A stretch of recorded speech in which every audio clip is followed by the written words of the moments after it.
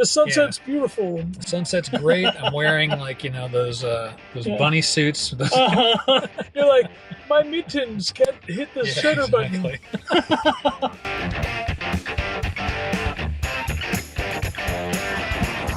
Excellent. Door closed. Closing all doors. It's hot out there. It's hot out there. It's officially the hottest recording of this show. Luckily, we have found some shade. Yes. Yeah, so covered parking. Yeah. Working pretty well. Cuts like 10, 15 degrees easily. Oh, I'm so glad that you found this little parking spot where we can go ahead and record this episode. Mm-hmm. Oh, yeah. Anyway, I'm Spencer. I'm Scott. Welcome to Photographers and Cars. Newest episode yet. Hottest episode yet. Dare I say, sweetest smelling episode yet. It is. Mm-hmm. It is. I think it's me. I think it is that beard balm you talked about several episodes ago. Also, perhaps the most painful episode. No, if we recorded last week, that would have been true. Yeah. There's a reason for the sunglasses. If you've watched my vlog, you know, but I picked up poison oak during a trip in Big Sur. Not on my face, thankfully, but my immune system decided we would like to give you more reactions in various places, and so I kind of look like a panda with red surround on the eyes as opposed to black and white. It's not really good for being on camera. So I can see that. Keeping the glasses on. Long sleeves on the hottest day because the rest of my body looks like Deadpool. Wow, man. So, it's been not so good. I have either two things have happened. I've either had the luck of not ever touching poison oak or anything like that, or I have, and I'm just immune to it because there's like a there is percentage of people. I want to say it's like 10 or so percent because you contract it and you suddenly start to read more about it. But when I do know I'm going to a place where there is poison oak and I am cognizant and I remember, I wear long sleeve shirts and no shorts. That's the funny thing is I knew. that Big Sur had all this, and they actually have signs posted. Was very careful to stay on trail. I had a t-shirt on, but I had long pants, hiking boots, all that kind of stuff. Didn't go off trail. One incident, which I finally traced it down to, which I'm 95% sure this is what happened. A little detective going on. I was really.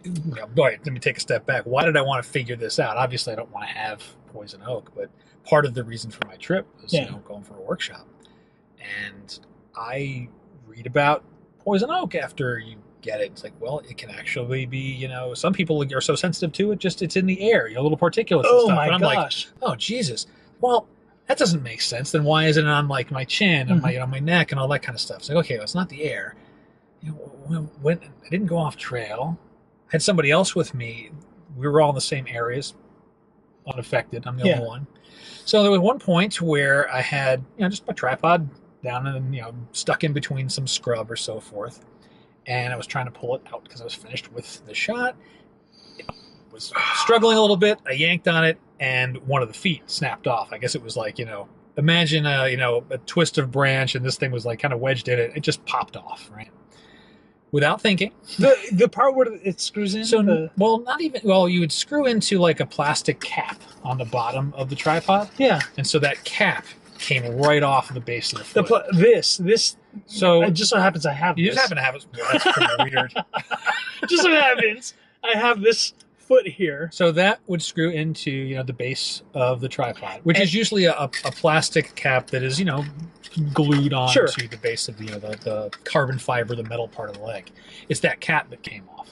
Oh. So without thinking, I need to find this piece. This is the beginning of my whole photo trip. I want to have my working tripod. Started, moving stuff around. Sure. Took a few minutes, found the piece, went on with my trip. And again, as I learned, poison oak doesn't surface till several days after the exposure. So I was already home. Yeah. And then I started to get, what's going on? Why are my forearms so itchy? And, and the rest of my system just went nuts. Guess what else is going to be itchy? He's like, everything. I'll bet you didn't know blood can itch. Oh, that sucks, man. So it's I'm about, I guess as we record this, I'm about 2 weeks into recovery. Okay. I probably got another, I'm hoping within the next week and a half at least, the redness will be gone. It's mostly now it just looks bad. Yeah. It doesn't hurt. It's it's not itching. It's just looks cruddy. Okay. Yeah. So if I do go back to that area, certainly would be wearing a long sleeve shirt, something thin with wicking technology. Or an outbreak costume, because you might breathe it if it just so happens it's that type of allergen. And I don't think I'm that guy, because if that were the case, yeah, exactly. The sunset's beautiful. The sunset's great. I'm wearing those bunny suits. Those... You're like, my mittens can't hit the shutter button.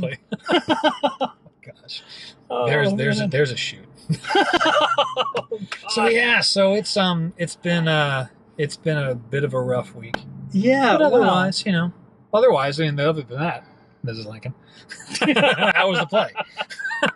So I'm assuming you're not taking any pictures. You're kind of taking it easy for a little bit. Yeah, I've been, after the first week, it was actually just difficult to work in a computer. Yeah. The hardest part was swelling. Sure. I don't want us to turn into a medical show. So. But house. Yeah, exactly. Yeah, house. It was a tripod. Roadhouse. Yeah. Oh no. So I have not done a lot with the camera outside. I would love to go down to the ocean and everything, but I don't want to get more salt on my skin just yet. It's already dry enough. So I'll give it another week and play other stuff. I've been printing a whole bunch of things. I saw your actually. I want to pick your brain on that after we're done recording. Okay. So doing a lot of just tidying up around the studio and all. Well, you need to do that. You need to set aside time to do that. You do, yeah, exactly. So it's that part of it. I'm making good use of the time. Let's put it that way. Yeah. What have you been up to? I mean, we haven't talked for like several weeks. It's been a long time, but before we get to that, actually, when you told me that, hey, I'm covered in welts and I look gross and I look like a Freddy Krueger kind of thing, I expected to see like, you look like normal Scott to me, but I did notice a few days ago on your own YouTube channel, I was like, wow, Scott, you got a lot of sun. I was very red/tan. Yeah. So sure. This brings me to the thing. I was like, well, because poison oak and sun, there's a lot of things you have to do as a photographer when you go out and shoot, other than bring your camera, your tripod. You got to watch out for you, because you're a carbon-based life form that needs to continue taking pictures and being a parent and doing this is where I wish I wasn't, so I could pull off the mask and go, ha ha. Joke's on you, GP poopy. Yeah, exactly. I'm made of silicon.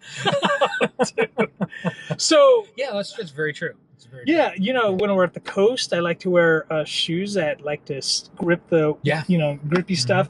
I'm going to use this thing again when I'm in areas that are of questionable safety.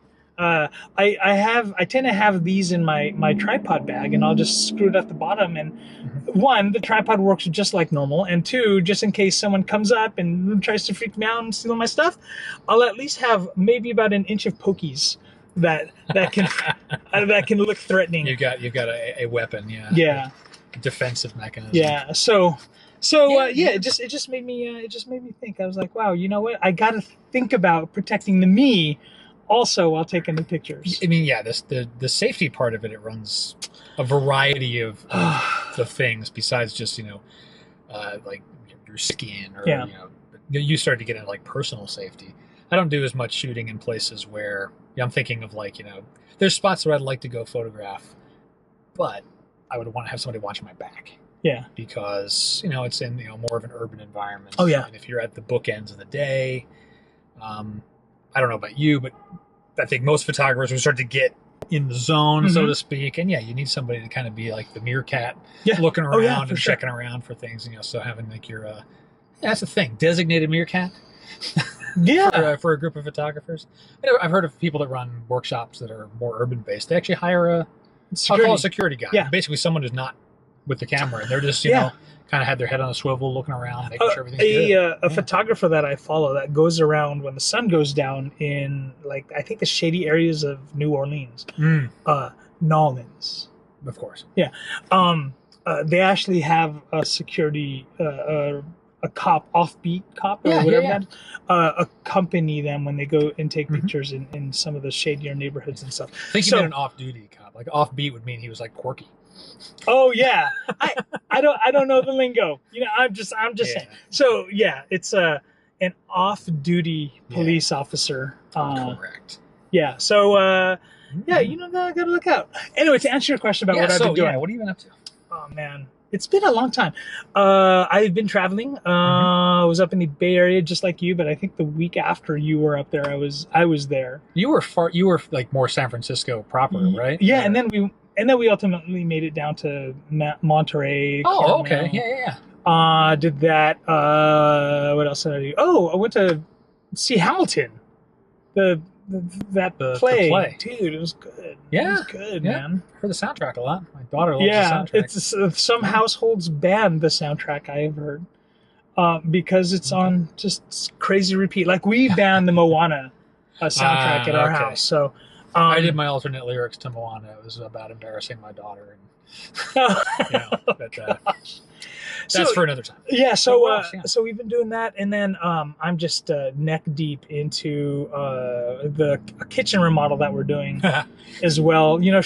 Shopping for counters, I didn't think it was going to take so much time.